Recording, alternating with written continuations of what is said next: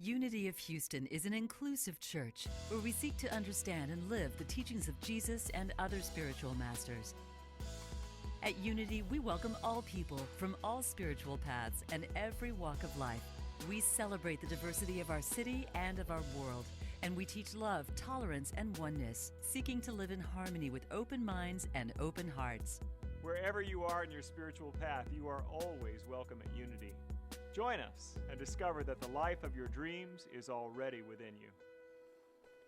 Good to be with you all tonight.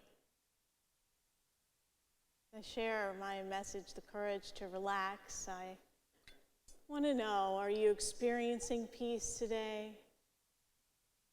This is an interactive experience in Wednesday Night Satsang, so anything that resonates with you, any questions that I share in the message, I invite you to share in the comments as you're led and guided, or just take it all in. It's up to you.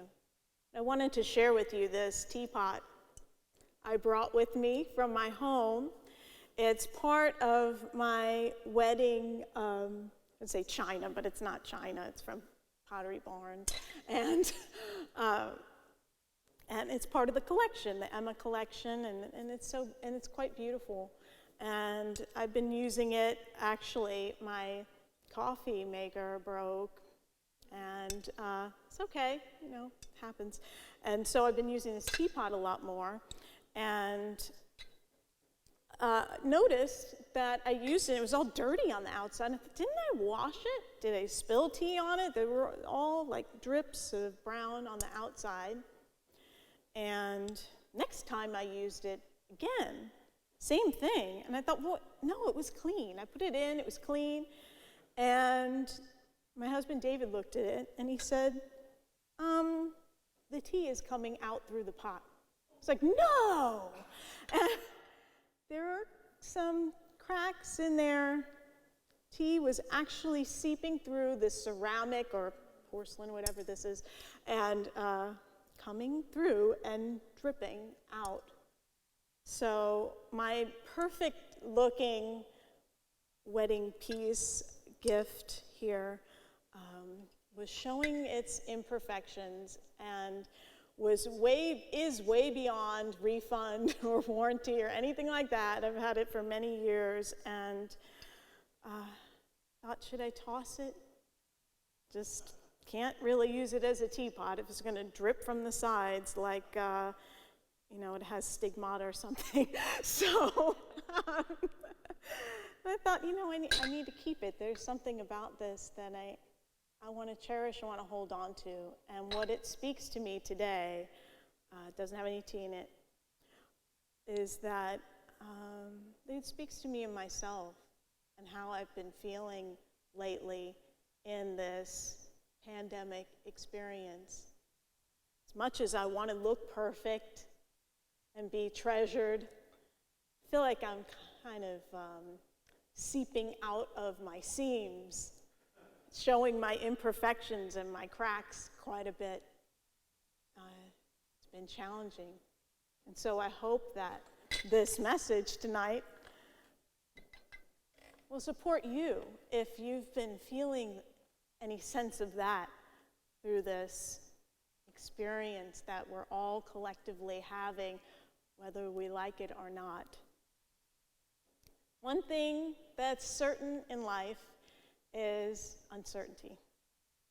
Uncertainty. The uncertainty, not expecting my teapot to start dripping, or my coffee maker to stop working, or my computer speakers to blow. It's just different things that have been happening lately that have all seem to be piling up. So I want to know what you're waiting to have certainty in. What are you holding out on? Is it, when a vaccine is available to everyone, then I'll have some security, I'll have some certainty, I feel like I can be safe? Is it certainty in your work? In that, so for so many, half the population has gone unemployed, and so many people who thought, one thing I know for certain, it's my job and my insurance. And that being gone, the stock market, certainty in the stock market. If you're waiting for that, that changes all the time. A relationship, relationships are constantly changing and shifting. And when at one time you think that you're on solid ground with someone, and another time it seems completely upside down, especially as we're all being, for many of us, it feels like we're pushed to the limit of our attention, of our flexibility, of our ability to process all that's happening. And it's hard. It's hard. I recognize that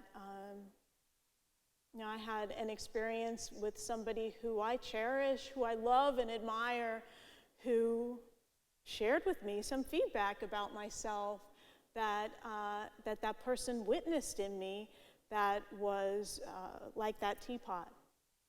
A lot of imperfections. And it was really heartbreaking, because I thought, wow, I just didn't know. So what do I do with that?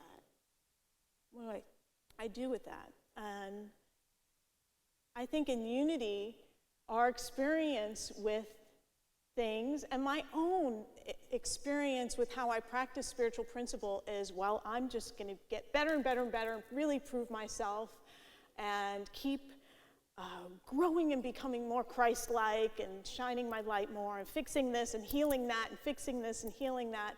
And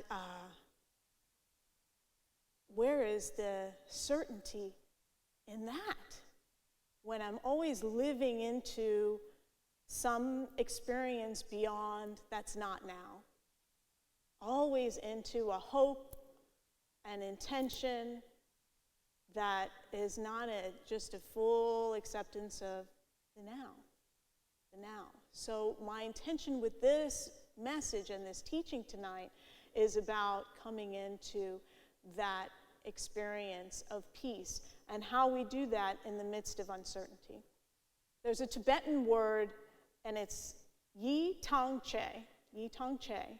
And this comes from Pema Chodron's book, When Things Fall Apart, that we're using in this series. And the yi part means totally, completely. And the tang che part means exhausted.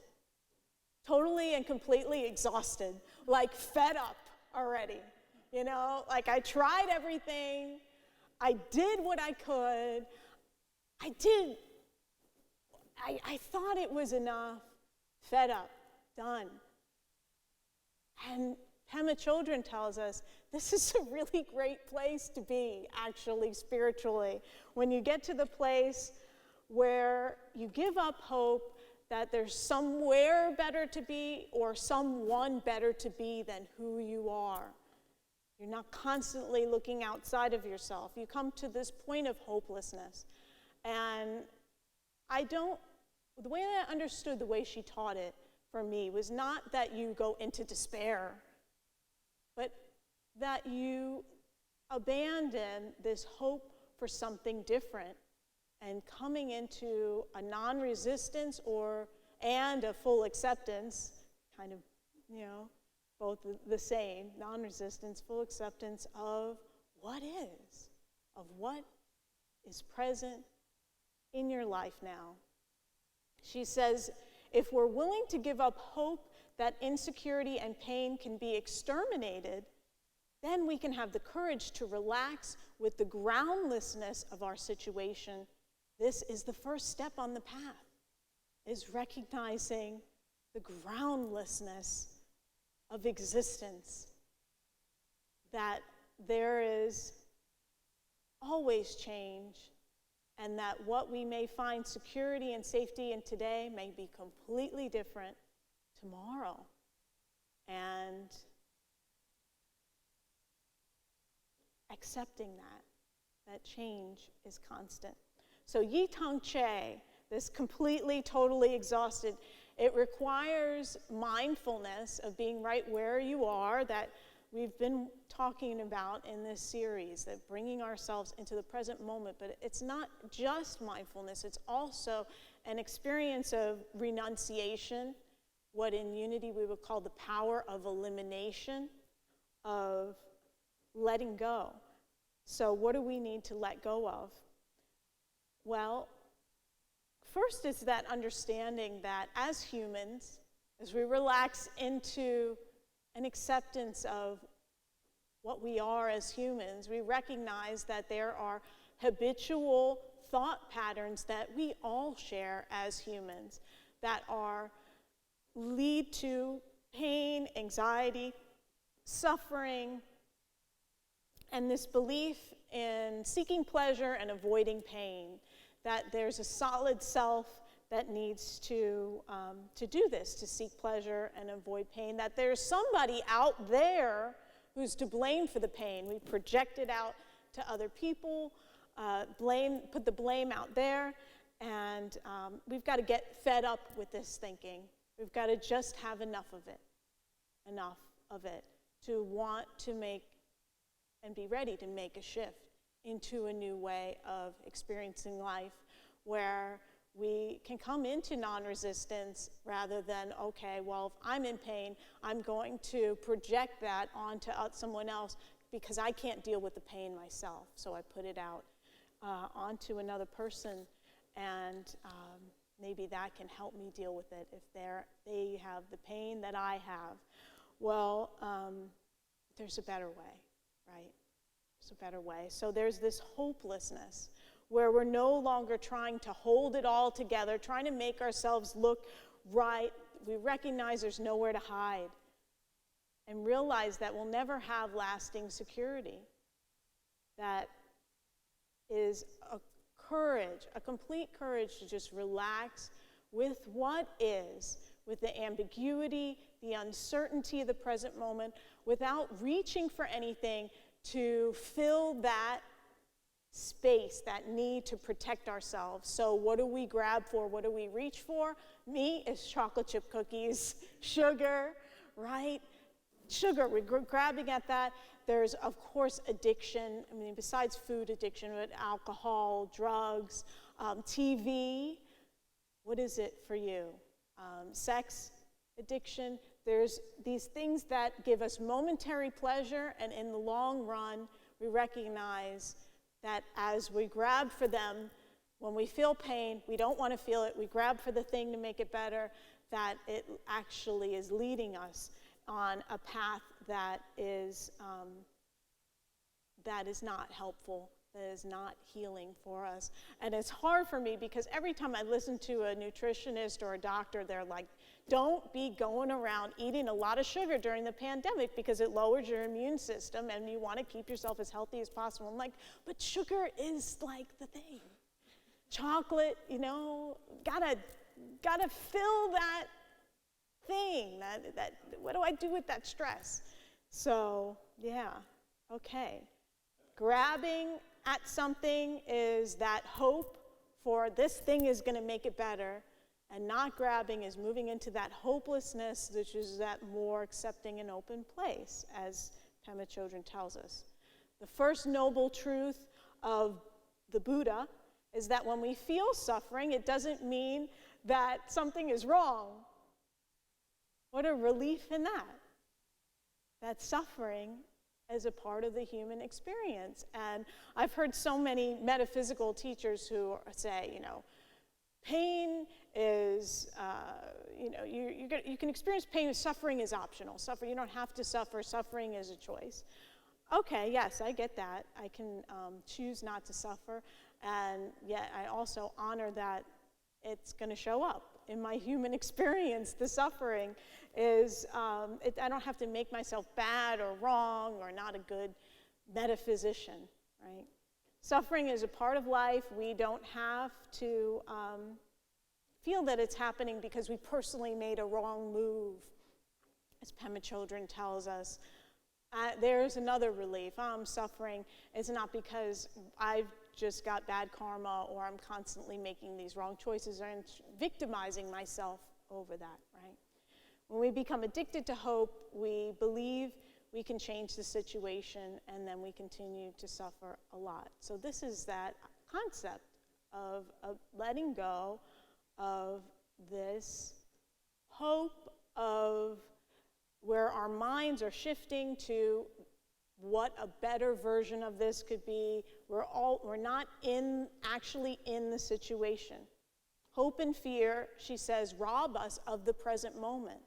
That they're both sides of the same coin, hope and fear of the present moment. And that it's actually a sign of poverty, thinking that something is lacking or missing in our world. Imagine that we recognize that everything we need is present. I heard that somewhere. We can't relax with ourselves if we're always in hope and fear. And she says this, and I won't use the word she says. If you feel like poop, okay, I should have used a different word in the book. You can look it up. If you feel like poop, she said, we don't want to feel like poop. We want to avoid it, right? She says, well, maybe you need to look at that poop. You need to see the color of the poop. You need to see the texture of the poop, the smell of the poop, and just be brave enough to look at the poop.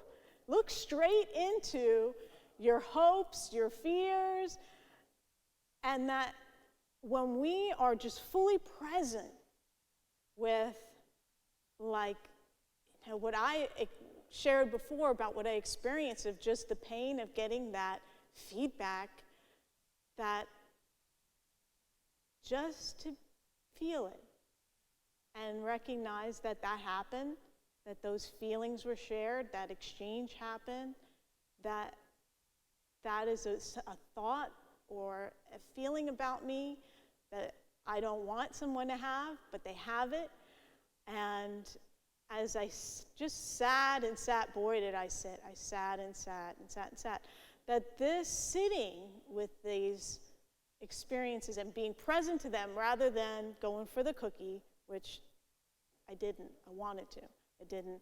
Just sitting and sitting and sitting and sitting, that it instills a kind of sanity, a clarity that comes forward when you're just in this space of being fully accepting of the feelings and the experiences you're having, and it builds an inner kind of confidence that, okay, this is the experience that I'm in, rather than, I gotta make it right, I gotta fix it, right?